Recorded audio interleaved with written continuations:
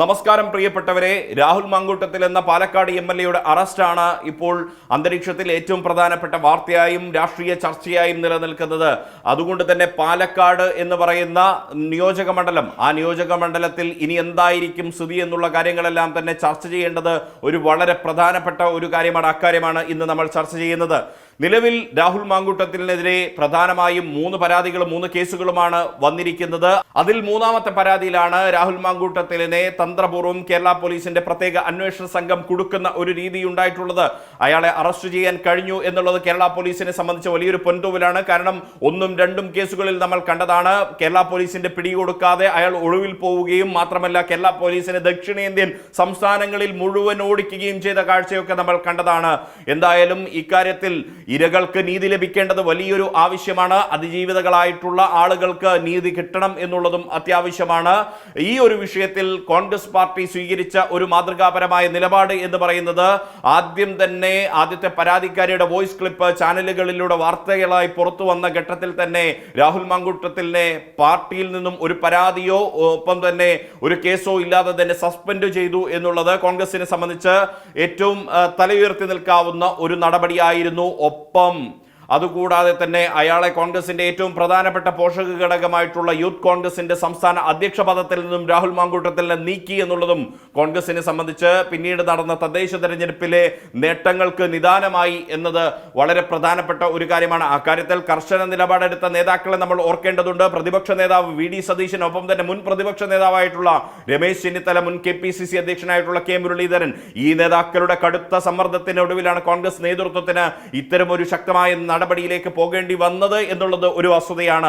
ഒപ്പം തന്നെ ഈ രാഹുൽ മാങ്കൂട്ടത്തിലിനെ പിന്നീട് രണ്ടാമത്തെ പരാതി വരുന്നു. രണ്ടാമത്തെ പരാതി വന്നതിന്റെ പശ്ചാത്തലത്തിൽ ആ പരാതി ലഭിക്കുന്നത് KPCC അധ്യക്ഷനായിട്ടുള്ള സണ്ണി ജോസഫിനാണ്.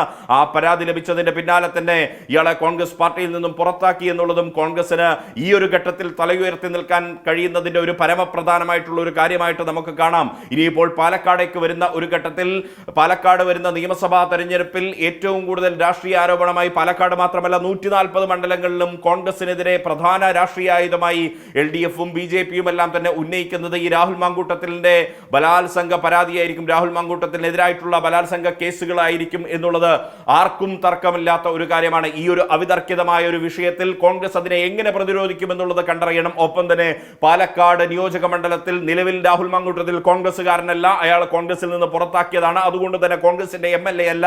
ഇനി വരുന്ന നിയമസഭാ തെരഞ്ഞെടുപ്പിൽ സ്ഥാനാർത്ഥിത്വത്തിലേക്ക് അയാളെ പരിഗണിക്കേണ്ട ഒരു കാര്യവും ഒരു ബാധ്യതയും കോൺഗ്രസിനെ സംബന്ധിച്ച് ഇല്ല എന്നുള്ളത് പകൽ പോലെ വ്യക്തമായ ഒരു കാര്യമാണ്.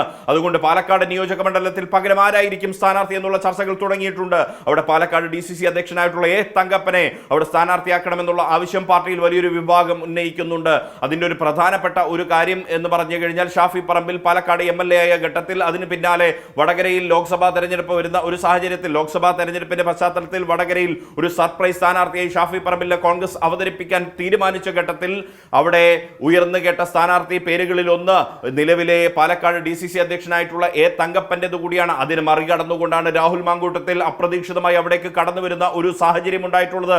ആ മറികടന്നു വന്ന രാഹുൽ മാങ്കൂട്ടത്തിലാണ് പിന്നീട് കോൺഗ്രസിന് ഏറ്റവും കൂടുതൽ തലവേദനയും പേരുദോഷവും ഉണ്ടാക്കിയത് എന്നുള്ളത് ഒരു പരമപ്രധാനമായിട്ടുള്ള ഒരു സത്യമായി നമ്മുടെ മുൻപിൽ നിൽക്കുകയാണ്. അതുകൊണ്ട് A. തങ്കപ്പനെ ഇനി വരുന്ന നിയമസഭാ തെരഞ്ഞെടുപ്പിൽ അവിടെ മത്സരിപ്പിക്കണം എന്നുള്ളതാണ്. പക്ഷേ ഒപ്പം തന്നെ ഈ A. തങ്കപ്പനെ കൂടാതെ മറ്റു ചില നേതാക്കളെ കൂടി അവിടെ പരിഗണിക്കണം എന്നുള്ള ആവശ്യവും പാർട്ടിക്കുള്ളിൽ നിന്നും ഉയർന്നു വരുന്നുണ്ട്. അത് കോൺഗ്രസിലേക്ക് കടന്നു വന്ന, BJPയിൽ നിന്നും കടന്നു വന്ന, പിന്നീട് കോൺഗ്രസിന്റെ വക്താവായി മാറി ഇപ്പോൾ KPCC ജനറൽ സെക്രട്ടറിയായി കോൺഗ്രസിന് വേണ്ടി ശക്തിയുക്തം വാദിക്കുന്ന സന്ദീപ് വാര്യരുടെ പേരാണ്. സന്ദീപ് വാര്യരെ അവിടെ സ്ഥാനാർത്ഥിയാക്കി കഴിഞ്ഞാൽ BJP വോട്ടുകൾ പോലും സന്ദീപ് വാര്യർക്ക് സമാഹരിക്കാൻ കഴിയുമെന്നുള്ള ഒരു പ്രതീക്ഷ കോൺഗ്രസ് നേതൃത്വത്തിന് അകത്തുണ്ട്. BJPയോട് ഇടഞ്ഞു നിൽക്കുന്ന ചില അണികൾ അവിടെയുണ്ട് എന്നുള്ളതാണ് പാലക്കാടിന്റെ ഗ്രൂപ്പിസം, BJPയുടെ ഗ്രൂപ്പിസം മനസ്സിലാക്കുന്നവർക്ക് വ്യക്തമാകുന്ന ഒരു കാര്യമായി രാഷ്ട്രീയ നിരീക്ഷകർ വിലയിരുത്തുന്നത്. അതുകൊണ്ട് തന്നെ സന്ദീപ് വാര്യരുടെ സാന്നിധ്യം അത്തരം വോട്ടുകൾ സമാഹരിക്കാൻ ഗുണം ചെയ്യുമെന്നുള്ള ഒരു വിലയിരുത്തൽ UDF നേതൃത്വത്തിന് അകത്തുണ്ട്. മറ്റു ചില പേരുകളും അവിടെ ഉയർന്നു വരുന്നുണ്ട്.